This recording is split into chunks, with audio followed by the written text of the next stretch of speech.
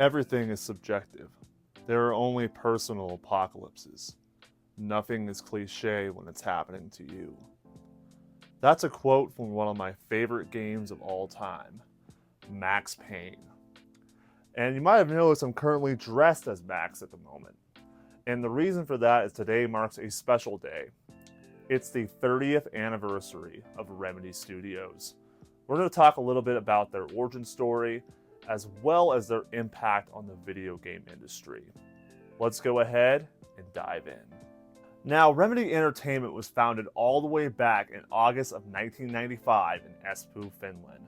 They were a small studio that was originally developed to get out of long Finnish winters. As most would find during wintertime, you're staying inside and you're often bored. And they're even quoted by saying a lot of their magic came from long nights of just endless coffee, which makes a lot of sense in my opinion. But their first game was a little MS-DOS game called Death Rally, where you start off with a weak car and you can compete in these deadly races with guns and such. But it was really their next project, Max Payne, that really put them on their map. Their creative director at the time, Sam Lake, decided to become the face of the company and even used his own likeness to play Max in the first game. So they were a underdog story of a small studio that got big thanks to Max Payne's revolutionary gameplay, mainly being the bullet time feature. So Max Payne was the first to do it, and it got a lot of buzz talking, and the studio only seemed to come out with more and more interesting titles, with the sequel Max Payne 2 even improving on the original Max Payne.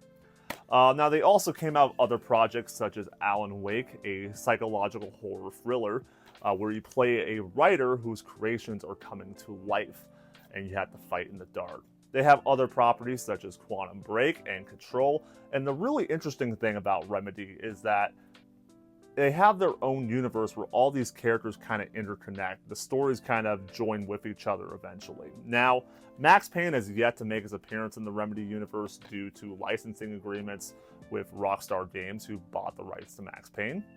But I find that the character Alex Casey in the second game is pretty much Max in general, so Max is already in there. But 30 years of entertainment. Happy birthday, Remedy. I look forward to seeing what other magical creations you're going to make in the future.